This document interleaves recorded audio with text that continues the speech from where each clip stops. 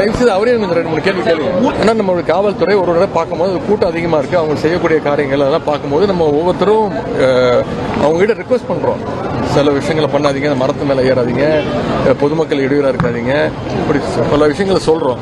இதற்கு மேல கட்டுப்படுத்துவது அந்த பர்டிகுலர் இயக்கத்துடைய தலைவருடைய, இரண்டாம் கட்ட தலைவர்களுடைய அவங்களுடைய பொறுப்பு. இது ஒரு கட்டுக்கணக்காக கூட்டம் வரும்போது கரெக்டாக டயத்துக்கு வரணும். இந்த மாதிரி நிறைய விஷயங்கள் இருக்கு, அது இனிமேல் நடக்காம பார்த்துப்போம்.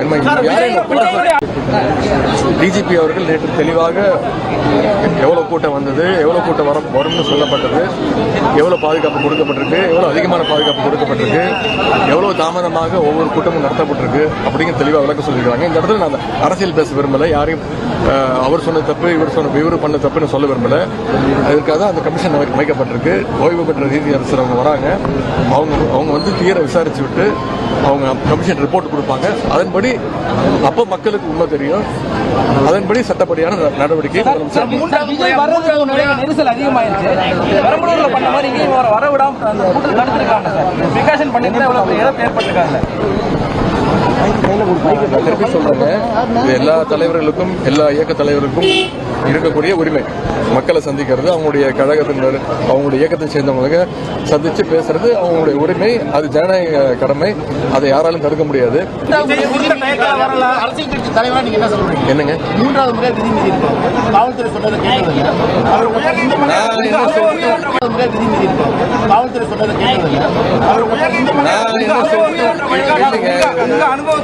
நான் எனக்கு ஒன்றும் பெரிய அனுபவம்லாம் கிடையாதுங்க. சட்டப்படி இல்லைங்க, அந்த ஓய்வு பெற்ற நீதியரசர் தலைமையில் கமிட்டி அமைக்கப்பட்டிருக்கு. அவங்க என்ன சொன்னாங்களோ முதலமைச்சர் முடிவெடுப்பார். நண்பர்களுக்கு நான் கேட்டுக்கொள்வது, தயவு செய்து